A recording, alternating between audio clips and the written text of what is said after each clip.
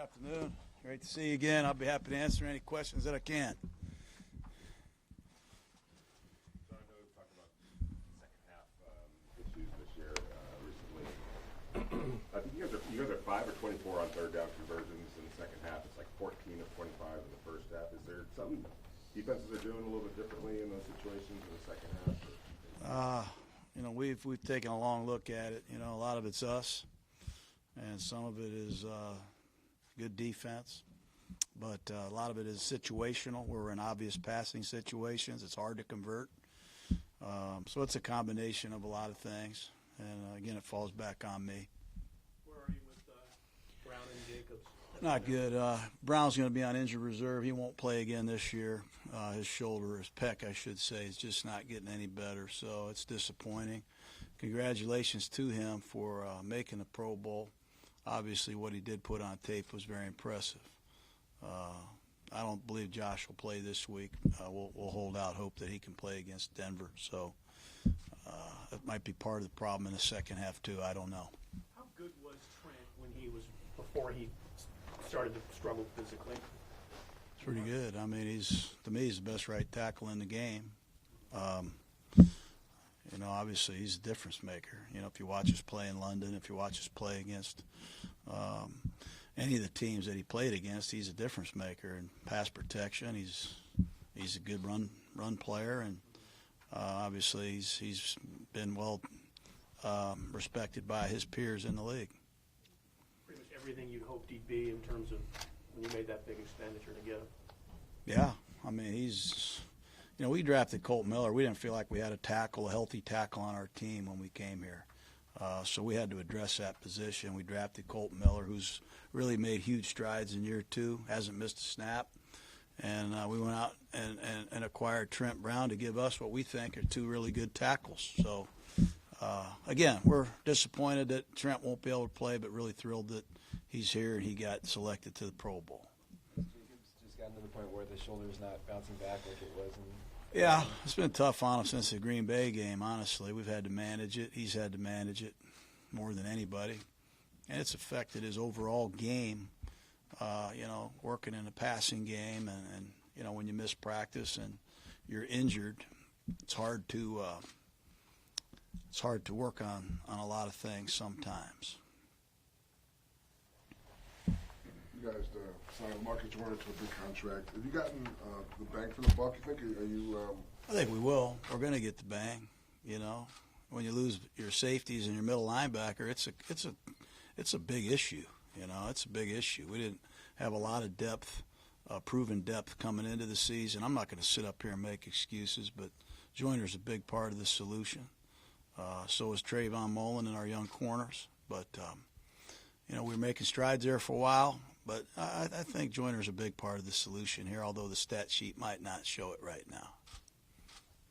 On the before the slide call on Derek Carr the other day, right up to that point where he slid, was that kind of a breakthrough play for him? I mean, to run as decisively as he did, to slide to make that play. It seems like that's something you've been kind of trying to get him to do since you got here.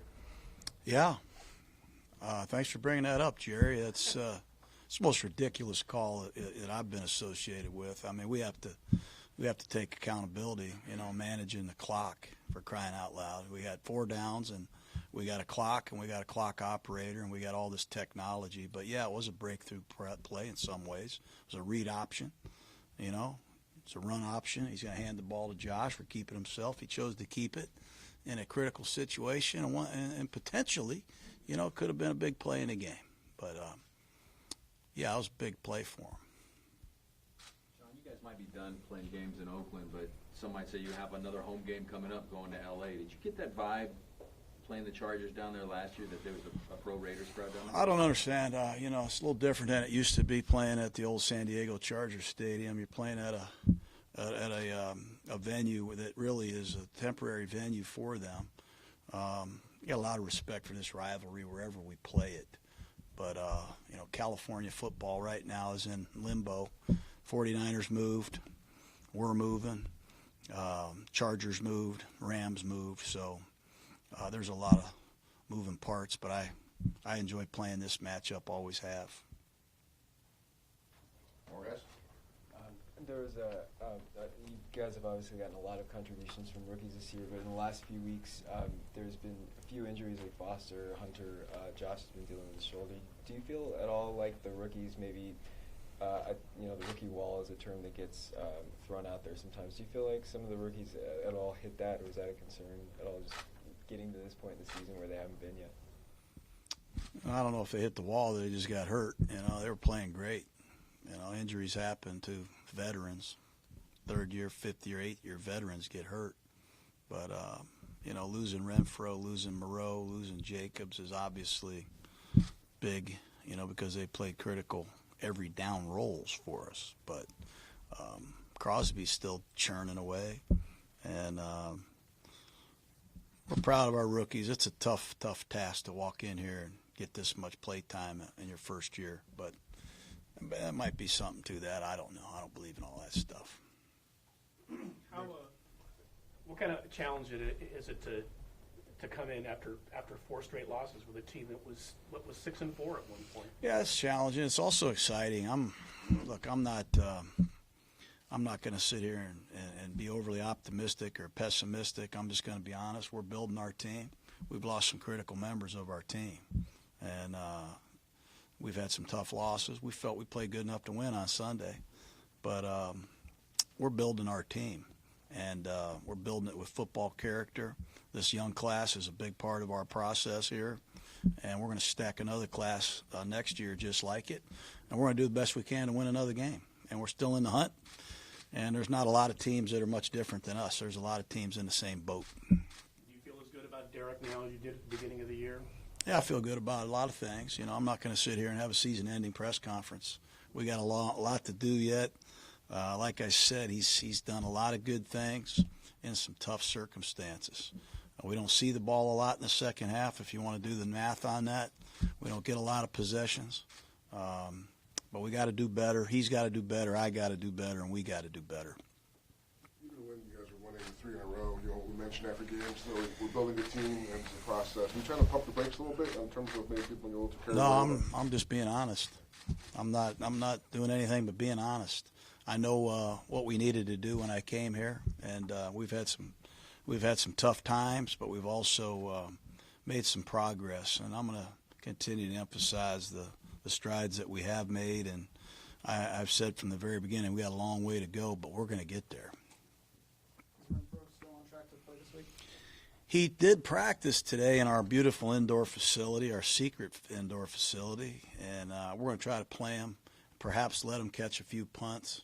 That's another position that obviously we've had a lot of turnover at. So the plan is to play Hunter a little bit, get him back on the grass.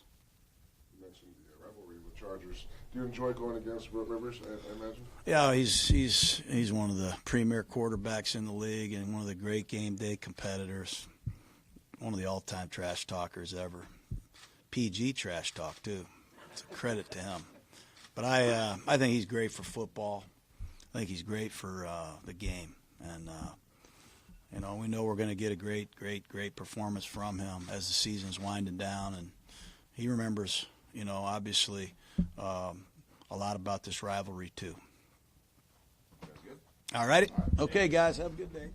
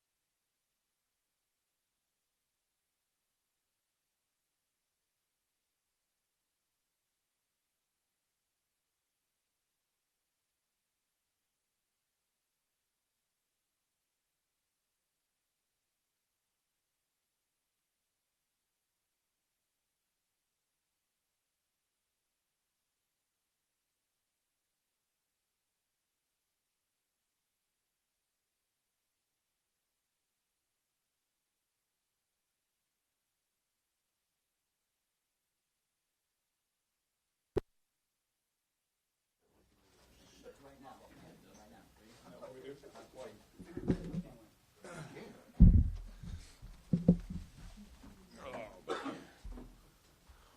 right, guys, question for Derek? John said today that Trent Brown going on IR, so he won't play in the last two games. Especially before he got hurt the first time, what kind of a force was he? I mean, you saw him right in front of you, so. Yeah, he definitely makes a difference on the football games. That's for sure. Him and Rodney getting the Pro Bowl, rightfully so. Those guys are two of the best at their position. And Trent, that guy is just a monster. You know, when it comes to pass game, run game, I mean, you literally see him throw grown men, 8 to 10 yards off the ball. Like, it's crazy what he's able to do, against some really talented people. So, when you lose a guy like that, obviously, it's next man up. It hurts. But with the year that he had, him going to the Pro Bowl, rightfully deserved. Gone through seasons with this much changeover on the roster. It's not just players, it's good players. It must be your first year here, huh? Yeah, I bet. It's not just significant players. No, I've been through a lot, man. You mentioned before the comfort level this season, so far just being able, in terms of protection, but just with having those two guys named to the Pro Bowl and then Richie as an alternate, does that kind of speak to the sort of strides of the offensive line this year? Absolutely. Coach always talked about that 52, 53 number. That was a big emphasis all offseason, and those guys worked their tail off to do a great job, of cutting that number big time. And those weren't all on them, obviously, last year. But when it comes to as a team, it was definitely a mindset, and to see those guys get rewarded for the hard work that they put in is always awesome. I wish all 5 of those guys would go, but you got to win to get more spots. Right up to the moment where they determined that you had slid out of bounds, that play for you to have that RPO, to make the decisive move, to slide, inbounds, was that kind of a breakthrough? I mean, John's been kind of talking about that since you got here, and that seemed like that play was executed as well as you've done one. Oh, yeah. I mean, that play was a thing we talked about all week about, we don't run many zone reads, where I'm just a runner, We usually have some kind of pass option or something like that. But that play was that was a fun one, especially the way we ended the football game, right? Like, that would have been awesome. 2-minute warning, take the clock down, hopefully get a first down, all that, game over. We're all high-fiving, and it feels different. But that wasn't the case, and at least they said sorry. Does that matter at all, Derek, that the league apologized? No, gosh, no. It means absolutely nothing. Like I said, I like to keep my money in my pocket. But to decide the outcome of a football game, it's a little different. Well, that was your last game in Oakland. People might say, well, you still have one more home game because you're going to L.A. Have you noticed what that's like down there in L.A. with the Chargers and playing the Rams in the exhibition last year? Yeah, I think the Chargers fans are the Chargers trying to do a good job of not selling the tickets to Raider fans now. They try at least, but it'll be a lot of Raider fans in that building, just as it always was in San Diego, just like it always is in LA. Our Raider support in Los Angeles it's unbelievable. A lot of people within the locker room they're going to be looking at you, and they're going to be looking at the coach to kind of draw on, a sense of optimism and thinking stuff for the last 2 games of the season. Yep. How do you see that locker room shaking out right now? I mean, do you still see as much positivity and everything you want to see? Yeah, absolutely. Sometimes you see some guys. I mean, it's like sometimes it looks like their dog got kicked, because they're human, right? It's hard to go through this business, and when you're not winning as many games as you want to, and everybody's talking about crazy stuff about, this and that and whatever, and it weighs on some guys, to be honest with you. And so you got to make sure you got to do your best as a player or as a coach to come in every day and be the same person no matter the circumstance. I hope that, the people that were around, when we were winning 12 games or would say that, I act the same way then as I do now, right? And I try my best to be the same at all times, knowing what's going on, knowing circumstances, knowing some things that have gone on, you still just try and stay positive, be upbeat, and make sure you hide everybody else from some of those things. What's Hunter Renfro bring back to the offense when being back? Hunter being back, obviously, we had a little, I'll say we were on the same page, obviously before he got injured. We had a really nice thing going, so we're going to have to – there's nothing like live reps, though. There's nothing like actually playing games and getting that feel back. So we'll have to do that. But, getting a guy like that back, he's a guy that's been awesome for us, not just on intermediate routes but deeper routes, different kind of things against some good players. Sounds like Josh won't go this week. What did DeAndre and Jalen, you've been with them for a long time, what do they bring to the mix? They're very talented. They both have a lot of production in this league. Whenever you have guys that have to come in and spell somebody, and take the load off somebody, you hope those guys aren't, new. You hope those guys, aren't just, the first time out there, because it's hard to go from standing on the sideline for 8 plays in a row, then okay, go in and you have to do your job excellent, and those guys have a lot of time on task of doing that, and so. Anytime they're thrown into a role where they have to start or play extended downs, anytime we've asked them to do that, they've done a fantastic job. And so you miss Josh if he can't play. But at the same time, you don't worry, because we have 2 good backs that can handle it.